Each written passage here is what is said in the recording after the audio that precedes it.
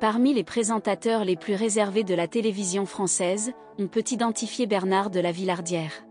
Après avoir animé l'émission Zone Interdite sur M6 de 1998 à 2005, il est aujourd'hui à la tête des programmes Enquête exclusive depuis 2005 et Dossier tabou depuis 2016.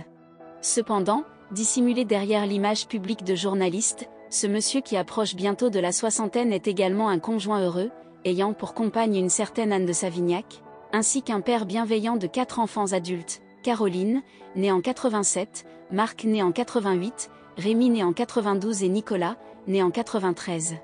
Cette famille aimante a été une source de réconfort essentielle pour Bernard de la Villardière, notamment lorsque ce dernier a appris en 2018 qu'il souffrait d'un cancer. Bien qu'il ait pensé être guéri, il semblerait malheureusement que le combat contre la maladie ne soit pas terminé. Après avoir suivi un traitement d'immunothérapie tout au long de l'année 2022, l'animateur a accordé une interview exclusive à nos confrères de TV Mag.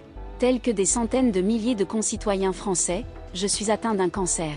Cependant, ma situation est un peu plus complexe.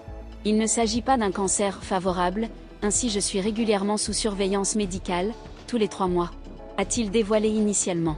Depuis maintenant 4 ans, Bernard de la Villardière lutte contre cette maladie, sans jamais rien laisser transparaître de sa condition à l'attention des téléspectateurs.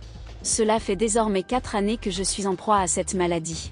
Ce fut un véritable choc, mais j'ai refusé de laisser cette affliction altérer mon existence.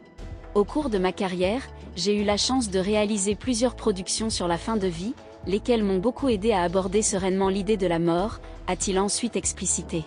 En dépit de la maladie qui le mine et du temps qui passe, le journaliste persiste à travailler avec ardeur. Son métier est pour lui une véritable planche de salut, qu'il entend défendre bec et ongles, quoi qu'il advienne. Malgré l'approche de mes 65 ans, je suis absolument ravi de continuer à travailler, de m'adonner à ce que j'aime. Rien n'est comparable au sentiment d'accomplissement que procure le travail. À mes yeux, c'est là la manière de l'homme de transcender sa condition, a-t-il conclu avec une poésie certaine.